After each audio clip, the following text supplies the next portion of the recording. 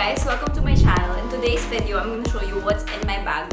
Ito yung bag ko. This is the Chanel double flap na size small in the lambskin leather. And I got this from Japan when I went there sa Daikokuya store. It's a vintage store there. And I think nasa 160k ko siya nakuha. And yung brand new price niya is like mga 300 to 300 plus. Buti na lang I got this kasi maganda pa naman yung condition. So, ayun, I'm happy that I got this and I don't really need the brand new one kung kaya ko naman makabili ng mas maganda na cheaper and, you know, vintage. Iba pa rin kasi yung feeling kapag classic, diba? Pag vintage.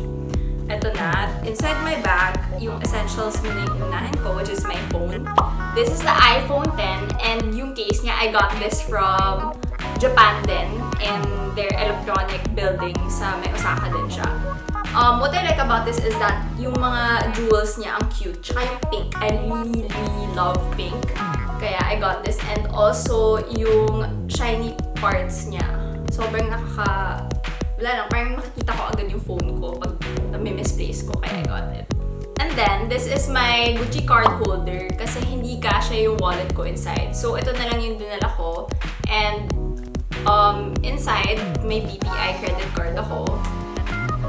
My debit card from BDO. I also have proof na magsasabi na I'm blood type na B+. Kasi if ever lang ma-accident, at least I don't really need to go through a series of blood tests anymore. Kaya, yun. Super handy. And then I also have my CSB alumni card kasi pag humihingi lang ng mga government official ID, wala pa akong government official ID. Kaya, ito lang. Ito lang lagi dinadala ko.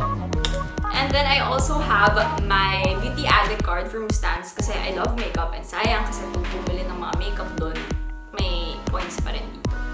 And then I have my breath spray. This is yung Dentiste na brand.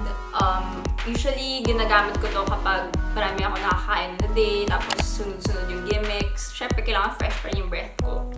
And then, I have my hand sanitizer from Human Nature. And ito yung favorite ko na scent from their sanitizer line. It is the Citrus Burst kasi it just smells fresh and hindi siya matapang. Kaya yun. And then, I also have, okay, matatawa kayo dito kasi you could judge nyo ako, pero lagi kasi ako kumakain. Like, lagi. As in, takot ako magutom pag traffic. Kaya I always bring with me a snack. And this is the Quaker Oats na, yung oatmeal cookies nila na honey nuts. Yun yung masarap kasi na flavor from their oatmeal cookies. Tsaka yung cinnamon. And then, I have my lipstick. Ito yung lipstick na ginagamit ko rin today. This is the Charlotte Tilbury na Pillow Talk shade. Tapos, sobrang bango niya. Kasi like, parang may certain smell talaga yung mga mahal na lipsticks. In fair, mahal talaga siya. Pero kasi ang ganda niya. What I like about this is also yung shade niya. Parang everyday mauve nude lang. So, ayun. And then, I also bring with me my perfume. Siyempre, like throughout the day, mawawala yung scent na nasa body ko. So, I always bring with me a perfume too. Ito yung Twilly from Hermes. And, oh my god, sobrang bango niya. Like, hindi siya matapang. Like, saktong tapang lang. Pwede siya pang special events, pwede pang everyday. Depends on how much you spray on yourself. So, sobrang sarap ito. I can't stop smelling it. Okay, and then next, moving on. I have my eye drops kasi I recently underwent LASIK surgery. Kaya super essential to. Kailangan ko talaga to. Pang every 4 hours ko siya na-apply kasi ganun yung pag fresh lang yung LASIK.